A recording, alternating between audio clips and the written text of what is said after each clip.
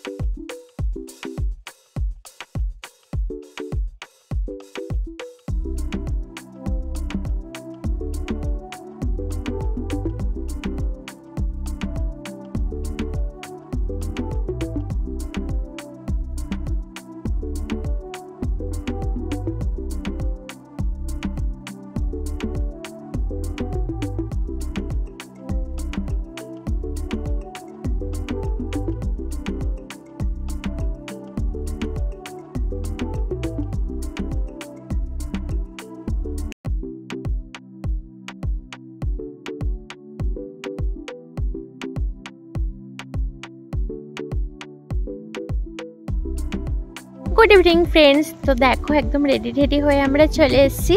আর এই যে সুন্দর ড্রেসটা পরে আছে, এটা আমার বর আমাকে অ্যানিভার্সারি উপলক্ষে দিয়েছে। আর ও যে ড্রেসটা পরে আছে, ওকে সেটা আমি অ্যানিভার্সারি উপলক্ষে দিয়েছি। আমার তো খুব পছন্দ হয়েছে, তোমরা আমাকে জানিও কীরকম লাগছে। আর এত সুন্দর কেকটা আমার বর আমাকে সারপ্রাইজ দিয়েছে, তো অনেক ভালো লাগছে। আর এই ফুলের তোড়াটা আমার বন্ধুরা দিয়েছে, মানে রিয়া, রঞ্জিত আমাকে। তো আমার অনেক সুন্দর লেগেছে।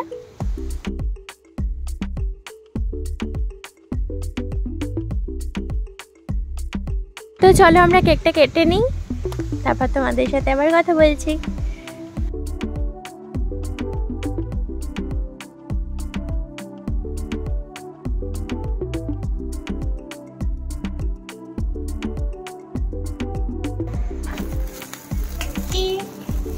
Happy anniversary happy anniversary. Happy anniversary.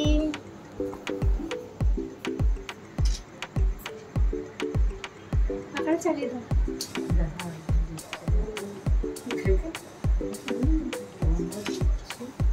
Happy anniversary. বাবা জ্বালিয়ে দাও।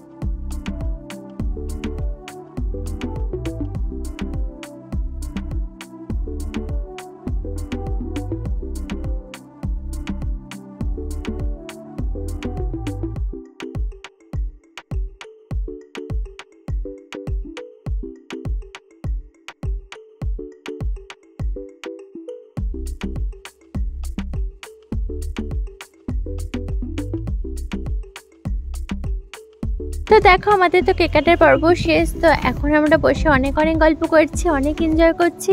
তো আর একটা সুন্দর একটা গেমও খেলা হয়েছে, মানে ভিডিও দেওয়া হয়েছে, তোমরা যদি না দেখে থাকো তাহলে দেখে নিও। অনেক সুন্দর একটা গেম খেলা হয়েছে, ইন্টারেস্টিং।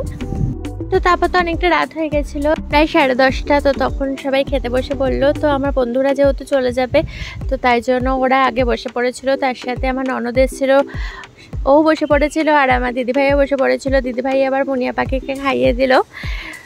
তো আজকের দিনটা তো আমার অনেক অনেক ভালো কেটেছে, অনেক মজা হয়েছে, আর আমি খুব হ্যাপি। তো এই পুরোটার জন্য আমার বরকে অনেক অনেক থ্যাংক ইউ, আজকে এত সুন্দর দিনটা আমাকে উপহার দেওয়ার জন্য।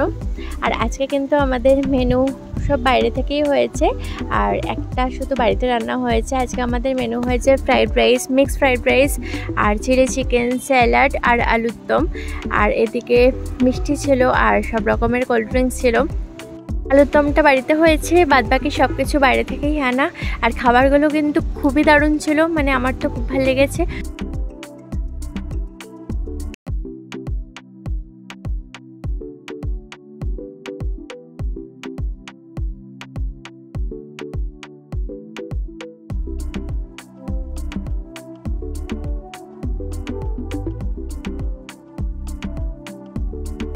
দেখো ওদের তো খাওয়া হয়ে গেছে, ওরা এখন বসে বসে কোল্ড ড্রিঙ্কস খাচ্ছে। তো রিয়া রঞ্জিতরা তো এখনই চলে যাবে। তো এবার আমরাও বসে পড়বো খেতে। তারপর আমার বন্ধুরা চলে গেল, তো আমরাও মানে ফ্রেশ হয়ে বসে পড়লাম খেতে। প্রচুর গরম লাগছিল। তো চলো আজকের ভিডিওটা এখানেই শেষ করে দিচ্ছি। ভালো লাগলে লাইক কমেন্ট শেয়ার করে দিও, আর অনেক অনেক সাপোর্ট করো, পাশে থেকো। আর যারা আমাকে উইশ করেছো তাদেরকে অনেক অনেক থ্যাংক ইউ। তো চলো আজকের মতো এইটুকুই, আসছি আবার অন্য কোনো ব্লগ নিয়ে। তো চলো টাটা, গুড নাইট, ভালো থেকো সবাই।